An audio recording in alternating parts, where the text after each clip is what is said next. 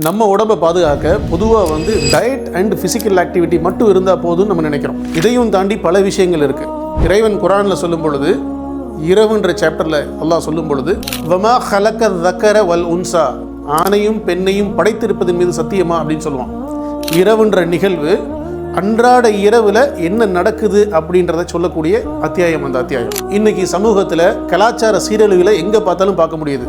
அதாவது ரோட்டில் ஆடுறது குத்தம் இல்லை, நம்ம விதவிதமாக ட்ரெஸ் பண்ணுறது குத்தம் இல்லை, அப்படி என்னென்னலாம் இறைவன் வேணான்னு சொல்லியிருக்கானோ அதை எல்லாம் இன்னைக்கு செய்கிறத நம்ம பார்க்க முடியுது. இறைவன் அதே அத்தியாயத்தில் சொல்லி காமிப்பான், வ இன்னலனா லல் ஆஹிரத வல் ஊலா, முந்தியதும் பிந்தையதும் நம்மை சார்ந்ததுன்னு சொல்லுவான்.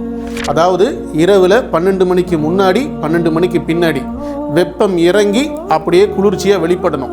அதில் அடுத்து அல்லாஹ் சொல்லி காமிக்கிறது, ஃபஅன்தர்துக்கும் நாரன் தலல்லா, நெருப்பு சுட்டு எரிச்சிரும், அதில் அவ்வளோ சீக்கிரம் நான் உங்களை செலுத்த மாட்டேன், அப்படி உள்ளே பூந்துச்சுன்னா நீங்கள் தாங்க மாட்டீங்கன்னு எச்சரிக்கக்கூடிய விஷயம்தான் இந்த இரவுன்ற அத்தியாயம் சொல்லக்கூடிய விஷயம்.